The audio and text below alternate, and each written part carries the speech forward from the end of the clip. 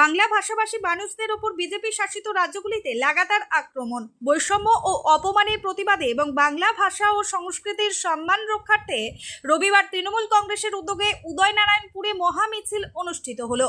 মিছিলটি উদয়নারায়ণপুর বিধানসভার বসন্তপুর থেকে শুরু হয়ে পেরো বাস স্ট্যান্ডে গিয়ে শেষ হয়। মিছিলে নেতৃত্ব দেন স্থানীয় বিধায়ক সমীর কুমার পাঁজা। তৃণমূল কংগ্রেসের উদ্যোগে আয়োজিত এদিনের এই কর্মসূচিতে অংশ নেন শতাধিক তৃণমূল কর্মী সমর্থক। এদিনের মিছিলে আমি বাংলায় গান গাই স্লোগান তুলে বাংলা ভাষার মর্যাদা রক্ষার আহ্বান জানান তৃণমূল কর্মী সমর্থকেরা। পাশাপাশি বাংলা ও বাঙালির আত্মসম্মান রক্ষায় দল চুপ করে থাকবে না বলেও এদিন দাবি করেন তৃণমূল নেতৃত্ব।